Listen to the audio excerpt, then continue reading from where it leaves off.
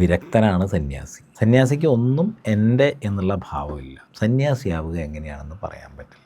അങ്ങനെയുള്ളവർക്ക് ഭഗവാന്റെ ഒരിത് വേണ്ട. സന്യാസിയാവാൻ ഈശ്വര വിശ്വാസം വേണം എന്നില്ല. ഓരോ പരമ്പരകൾക്കും ആ പരമ്പരകളുടെ നിയമങ്ങളുണ്ടാവും. നിങ്ങൾ വിശ്വസിച്ചില്ല എന്നുള്ളത് കൊണ്ട് നിങ്ങൾക്ക് ദൈവം ഇല്ലാതാകുന്നില്ല. ധർമ്മിഷ്ഠനായിരിക്കണം എന്നുള്ളതാണ്.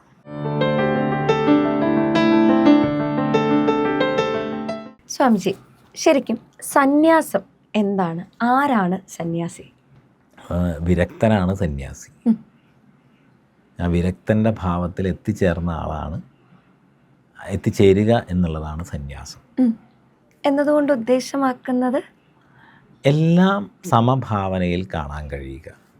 ഒന്നിനോടും പ്രത്യേകമായിട്ടുള്ളൊരു മമതയോ ഒരു ദേഷ്യമോ എന്തെങ്കിലും വേണമെന്നോ വേണ്ട എന്നോ ഉള്ള ശാഠ്യമോ ഒന്നുമില്ലാതെ വന്നു ചേരുന്ന എല്ലാറ്റിനെയും ഒരേ ഭാവത്തോടു കൂടി സ്വീകരിക്കുക. ഓക്കെ. ഈ സർവവും ത്യജിക്കുന്നവരാണ് സന്യാസിയാവുന്നതെന്ന് കേട്ടിട്ടുണ്ട്. ശരിക്കും അങ്ങനെയാണോ? ത്യജിക്കുക എന്ന് പറഞ്ഞു കഴിഞ്ഞാൽ നമ്മൾ എവിടെ നിന്നാണ് ത്യജിക്കുന്നത്? ഉള്ളിൽ നിന്നാണ് ത്യജിക്കുന്നത്. എന്നർത്ഥം പറഞ്ഞില്ല, വിരക്തമായ ഭാവമാണ്. സന്യാസിക്ക് കൊട്ടാരത്തിലും ഉറങ്ങാൻ പറ്റുകയും കുടിലിലും ഉറങ്ങാൻ പറ്റുകയും ഇത് രണ്ടിലും തമ്മിൽ ഒരു ഭേദവും ഇല്ലാതിരിക്കുകയും ചെയ്യുന്ന അവസ്ഥയാണ് സന്യാസിയുടെ. സന്യാസിക്ക് ഒന്നും എൻ്റെ എന്നുള്ള ഭാവമില്ല. എല്ലാം വന്നു ചേർന്ന് പോകുന്നതാണ്. സന്യാസി ഒന്നിനോടും കലഹിക്കുന്നില്ല. അതാണ് സന്യാസിയുടെ ഭാവം. ആ ഭാവതലമാണ് സന്യാസം. അപ്പോൾ ഒരു സാധാരണക്കാരനായിട്ടുള്ള ഒരു മനുഷ്യൻ അവർക്ക് സന്യാസി ആവണം എന്ന് തോന്നി, അത് തോന്നുന്നത് എപ്പോഴാണ്? അതൊരു പ്രത്യേക ഒരു ഇൻസ്റ്റൻസ് കിട്ടിയിട്ടാണോ തോന്നുന്നത്, അല്ലെങ്കിൽ എങ്ങനെയാണ് ഒരു സാധാരണക്കാരൻ സന്യാസി ആവുന്നത്? അത് ഈ നമ്മൾ ഒരു എഞ്ചിനീയർ ആവാൻ എങ്ങനെയാണെന്ന് പറയാം, ഒരു ഡോക്ടർ ആവുക എങ്ങനെയാണെന്ന് പറയാം, ഇതൊക്കെ പറയാം. സന്യാസിയാവുക എങ്ങനെയാണെന്ന് പറയാൻ പറ്റില്ല. അത് ഉള്ളിൽ ഒരു വിരക്തഭാവം ഉള്ളിൽ ഉണർന്നു വരിക എന്നുള്ളതാണ്. അത് പൂർവാർജിതമായിട്ടുള്ള നമ്മുടെ ഒരു കർമ്മബന്ധങ്ങളുടെ തുടർച്ചയായിട്ടാണ്. അത് ഓരോന്നോരോന്ന് കൊഴിഞ്ഞു പോയിയാണ് നമ്മൾ ആ ഒരു അവസ്ഥയിൽ എത്തിച്ചേരുക. അത് ചിലരെ ആ ഒരു അവസ്ഥയിലേക്കുള്ള വഴിയിൽ അതിനൊരു നിമിത്തമാകുന്നത് ചിലരിൽ ഒരു പ്രത്യേക ചില ഇൻസിഡൻറ്റുകളാവാം. ചിലരെ സംബന്ധിച്ചിടത്തോളം അത് സ്വാഭാവികമായിട്ടുള്ളൊരു പരിണതിയാവാം. അത് പല ഓരോരുത്തരുടെയും സാഹചര്യങ്ങൾക്കനുസരിച്ചിട്ട് അത് വ്യത്യാസപ്പെട്ടിരിക്കാം. ഇപ്പം എന്തൊക്കെയാണെങ്കിലും നമ്മളുടെ അനുഭവങ്ങളിലൂടെ, നമ്മളുടെ പഠനങ്ങളിലൂടെ, നമ്മുടെ പൂർവാർജിതമായിട്ടുള്ള സംസ്കാരത്തിലൂടെ ഒക്കെ നമ്മളിൽ നിന്ന് മറ്റെല്ലാ വാസനകളും എല്ലാം ഇല്ലാതായി നമ്മളൊരു വിരക്തഭാവത്തിൽ എത്തിച്ചേരുമ്പോഴാണ് ഒരാൾ സന്യാസിയാവുന്നത്. അതായത് അത് നമ്മൾ തന്നെ തിരിച്ചറിയും. നമ്മളുടെ ഉള്ളിൽ തന്നെ സ്വാഭാവികമായിട്ടും അത്തരത്തിലുള്ളൊരു താല്പര്യം വരും.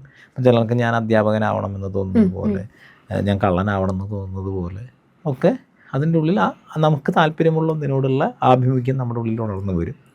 അപ്പോൾ ആ സന്യാസിമാരുടെ വഴിയിലൂടെ സഞ്ചരിക്കും.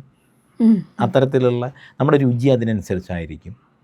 നമ്മുടെ ഭക്ഷണമാണെങ്കിലും, നമുക്ക് ഇഷ്ടമുള്ള വായന അല്ലെങ്കിൽ മറ്റുള്ള കാര്യങ്ങളുടെ മേഖലകളാണെങ്കിലും, നമ്മൾ പങ്കെടുക്കുന്ന പരിപാടികളാണെങ്കിലും ഒക്കെ ആ അഭിരുചിക്കനുസരിച്ചായിരിക്കും. അങ്ങനെ നമ്മൾ ആ ഒരു തരത്തിലേക്ക് എത്തിച്ചേരും. ഇപ്പോൾ സന്യാസിമാർ എന്ന് പറയുമ്പോൾ തന്നെ നമ്മുടെ മനസ്സിലേക്ക് വരുന്ന ഒരു രൂപം എന്ന് പറഞ്ഞാൽ കാഷായ വസ്ത്രമാണ്.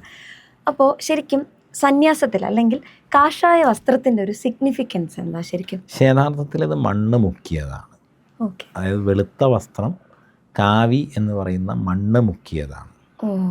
അത് ഒരു നമ്മൾ ആ മണ്ണിൻ്റെ ഒരു നിറത്തെ സ്വീകരിക്കുന്നു എന്നുള്ളതാണ് പ്രധാനമായിട്ടുള്ളൊരു കാര്യം. അഗ്നിവസ്ത്രം എന്ന് നമ്മളതിനെ പറയും. നമ്മൾ ആ അഗ്നിയിൽ സ്വയം സമർപ്പിച്ചുകൊണ്ടാണ് അത് വരുന്നത്. അപ്പം അതങ്ങനെ ഒരു അടയാളമായിട്ട് കാഷായം സ്വീകരിക്കുന്നത് പൂർണ്ണമായ ഒരു ഇതിൽ പറഞ്ഞാൽ അതിൽ ചെറിയ വ്യത്യാസങ്ങളൊക്കെ ഉണ്ടെങ്കിലും സന്യാസിമാർ, ദശനാമി സന്യാസി പാരമ്പര്യത്തിലുള്ള ആളുകൾ മാത്രമാണ്. നമ്മൾ നേരത്തെ പറഞ്ഞ ഭാവം കൊണ്ട് സന്യാസത്തിലെത്തിയ ആളുകളെ സംബന്ധിച്ചിടത്തോളം വെളുത്ത വസ്ത്രം ധരിക്കുന്നവരുണ്ട്, പല രീതിയിലുള്ള ആളുകളുണ്ട്. ഈ വൈഷ്ണവ പരമ്പരയിലുള്ള സന്യാസിമാരാണെങ്കിൽ അവർ വെള്ള വസ്ത്രമോ മഞ്ഞ വസ്ത്രമോ ധരിക്കുക. ഇനി അതല്ലാതെ സന്യാസഭാവത്തിൽ തന്നെ പല രീതിയിലും കറുത്ത വസ്ത്രം ധരിക്കുന്നവരും അങ്ങനെയുള്ള രീതിയിലുള്ള ആളുകൾ, ചുവന്ന വസ്ത്രം ധരിക്കുന്നവരും ഒക്കെയുണ്ട്. അപ്പം ഇതൊക്കെ ഓരോ പരമ്പരകൾക്കും ആ പരമ്പരകളുടെ നിയമങ്ങളുണ്ടാവും.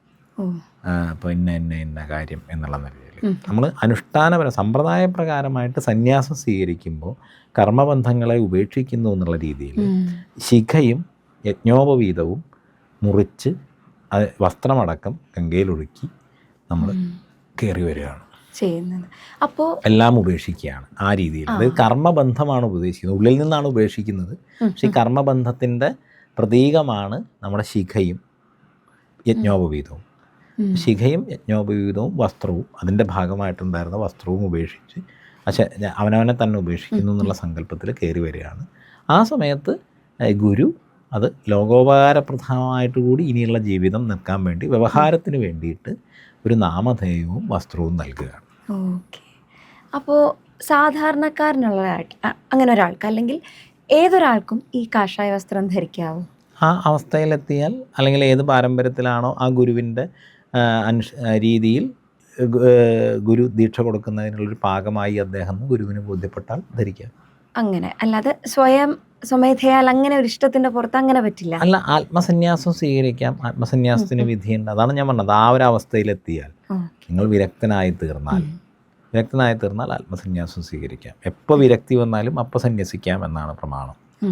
അപ്പോൾ ക്രമസന്യാസം എന്ന് പറയുന്ന ബ്രഹ്മചര്യം, ഗാർഹസ്ഥ്യം, വാനപ്രസ്ഥം, സന്യാസം എന്ന് പറയുന്ന ക്രമസന്യാസം കൊണ്ട്. പക്ഷേ ഏത് ആശ്രമത്തിൽ നിന്നും എപ്പോൾ വിരക്തി വന്നാലും, ബ്രഹ്മചര്യത്തിൽ നിന്ന് നേരിട്ട്, ഗാർഹസ്ഥ്യത്തിൽ നിന്ന് നേരിട്ട്, വാനപ്രസ്ഥത്തിൽ നിന്ന് ക്രമത്തിൽ ഒക്കെ സന്യാസാശ്രമത്തിലേക്ക് എത്തിച്ചേരാം.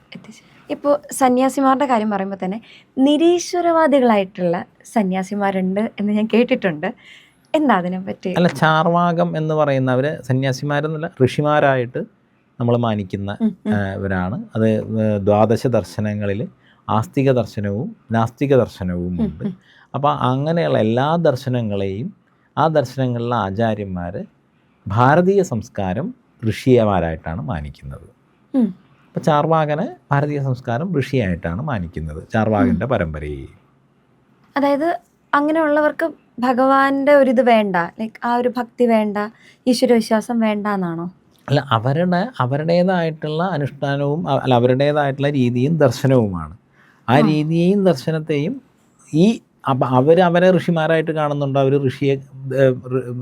അവർ ഋഷി സംസ്കാരത്തെ കാണുന്നുണ്ടോ എന്നുള്ളതല്ല. ഭാരതീയ സംസ്കാരത്തിൽ നിൽക്കുന്ന ആളുകൾ അങ്ങനെയുള്ള ആളുകളെയും ഋഷി തുല്യരായിട്ടാണ് കാണുന്നത്, നമ്മൾ കാണുന്നത്. അപ്പോൾ പറഞ്ഞു വരുന്നത് നമുക്ക് സന്യാസിയാവാൻ ഈശ്വര വിശ്വാസം വേണമെന്നില്ല. അല്ല, ഈശ്വര വിശ്വാസം എന്ന് പറയുന്നൊരു കാര്യമേ ഭാരതീയമായ പദ്ധതികളിലില്ല. ഭാരതീയമായ പദ്ധതികളിൽ ശ്രദ്ധയാണ്. വിശ്വാസം ഉണ്ടെന്നുണ്ടെങ്കിൽ നിങ്ങൾക്ക് അവിശ്വാസമുണ്ട്. ഭാരതീയമായ പാരമ്പര്യത്തിലുള്ളത് ശ്രദ്ധയാണ്, നിഷ്ഠയാണ്. നമ്മൾ ഒരാളെ എനിക്ക് വിശ്വാസമാണ് എന്ന് പറഞ്ഞാൽ ആ വിശ്വാസത്തിൻ്റെ ഉള്ളിൽ അവിശ്വാസം കൂടിയുണ്ട്. അതെ. നമുക്ക് ഈ ഭാരതത്തിൻ്റെ ദൈവം അല്ലെങ്കിൽ ദേവത അല്ലെങ്കിൽ ഈശ്വരൻ, ഇത് മൂന്ന് തലങ്ങളിലാണ്. സെമറ്റിക് മതങ്ങൾ എല്ലാം ദൈവം അല്ലെങ്കിൽ അതെല്ലാം ഈശ്വരൻ എന്നൊക്കെ നമ്മളിവിടെ സെമറ്റിക് മതത്തിൻ്റെ ഗോഡിനെ നമ്മളിവിടെ ദൈവം, ഈശ്വരൻ എന്നൊക്കെ ട്രാൻസ്ലേറ്റ് ചെയ്തിട്ടാണ് ഇപ്പോൾ നമ്മളുടെ കാര്യങ്ങൾ പഠിക്കുന്നത്. ഭാരതീയമായിട്ടുള്ള രീതിശാസ്ത്രം അനുസരിച്ച് ദൈവം വേറെയാണ്, ദേവത വേറെയാണ്, ഈശ്വരൻ വേറെയാണ്. അത് വിശ്വസിച്ചാലും ഇല്ലെങ്കിലും ഇതൊക്കെ അവിടെ ഉണ്ട്. നിങ്ങൾ വിശ്വസിച്ചില്ല എന്നുള്ളത് കൊണ്ട് നിങ്ങൾക്ക് ദൈവം ഇല്ലാതാകുന്നില്ല, വിശ്വസിച്ചില്ല എന്നുള്ളത് കൊണ്ട് നിങ്ങൾ ദേവത ഇല്ലാതാകുന്നില്ല, വിശ്വസിച്ചില്ല എന്നുള്ളത് കൊണ്ട് ഈശ്വരനും ഇല്ലാതാകുന്നില്ല. അതവിടെ ഉണ്ട്. അതിൻ്റെയൊക്കെ പ്രഭാവം നിങ്ങളുടെ ജീവിതത്തിൽ ഉണ്ടാവുകയും ചെയ്യും. ആ പ്രഭാവം നിശ്ചയിക്കുന്നത് നിങ്ങളുടെ പൂർവാർജിതമായിട്ടുള്ള സംസ്കാരവും നിങ്ങളുടെ ധർമ്മനിഷ്ഠയുമാണ്. അപ്പോൾ ഒരു ഈശ്വരാർപ്പണമായിട്ടുള്ള, അതായത് ഇന്ന് നമ്മൾ കാണുന്ന രീതിയിൽ അത്തരത്തിലുള്ള ആരാധനകളിലോ മറ്റൊന്നിലോ ഒന്നും പങ്കെടുക്കാത്തവരിൽ അടക്കം ദേവതാ ചൈതന്യം പരിപൂർണമായിട്ടുള്ള അവസ്ഥയിലുണ്ടാവാം. അതിന് അവരുടെ ജീവിതത്തിലെ ധർമ്മനിഷ്ഠയും അവരുടെ പൂർവാർജിതമായിട്ടുള്ള സംസ്കാരവുമാണ് ആ ദേവതാ ചൈതന്യത്തിലേക്ക് അവരെ എത്തിക്കുന്നത്. അതായത് അപ്പോൾ ഈശ്വരവിശ്വാസം ഇല്ലാത്തവർക്കും അല്ല, അതിൽ വിശ്വാസം എന്നുള്ളതല്ല. അതായത് ഈ സന്യാസി എന്ന് പറഞ്ഞാൽ ഞാൻ നേരത്തെ പറഞ്ഞല്ലോ, സന്യാസി ഈ അറിവുകളൊക്കെ ജ്ഞാനമാർഗത്തിലൂടെ എത്തിച്ചേർന്നിട്ടാണ് സന്യാസിയാവുന്നത്. അപ്പം സന്യാസിയെ സംബന്ധിച്ചിടത്തോളം ഈ ശ്രദ്ധയില്ലാത്ത, ഈ നിഷ്ഠയില്ലാത്ത ഒരാളും സന്യാസത്തിലെത്തില്ല.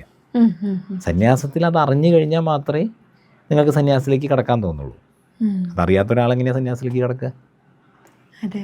അറിഞ്ഞ ഒരാൾക്ക് മാത്രമേ സന്യാസത്തിലേക്ക് കടക്കാൻ തോന്നുള്ളൂ. പക്ഷെ നിങ്ങളുടെ ദേവതാ ചൈതന്യം നിങ്ങളിൽ ഉണ്ടാവണം എന്നുണ്ടെങ്കിൽ, ഇപ്പോൾ നമ്മൾ കാണുന്ന നിഷ്ഠകളോ അനുഷ്ഠാനങ്ങളോ ഒന്നും ശീലിക്കാത്ത ആൾ പോലും, നമ്മൾ ബാഹ്യമായിട്ട് നമ്മൾ കാണാത്ത ആളുകൾ പോലും, അല്ലെങ്കിൽ ഇന്നത്തെ കാലത്ത് പറയുന്ന പോലെ ദൈവവിശ്വാസി അല്ലാത്ത ഒരാളിൽ ദേവതാ ചൈതന്യം ഉണ്ടാകും. ആ ദേവതാ ചൈതന്യം ഉണ്ടാകുന്ന അദ്ദേഹത്തിൻ്റെ പൂർവാർജിതമായ സംസ്കാരവും അദ്ദേഹത്തിൻ്റെ വൃത്തികളിലുള്ള ധർമ്മനിഷ്ഠയും കൊണ്ടായിരിക്കും. മനസ്സിലായി. നമ്മുടെ ഇവിടെ അമ്പലത്തിൽ എല്ലാവരും എല്ലാ ദിവസവും അമ്പലത്തിൽ പോകണമെന്നല്ല, ധർമ്മിഷ്ഠനായിരിക്കണം എന്നുള്ളതാണ്.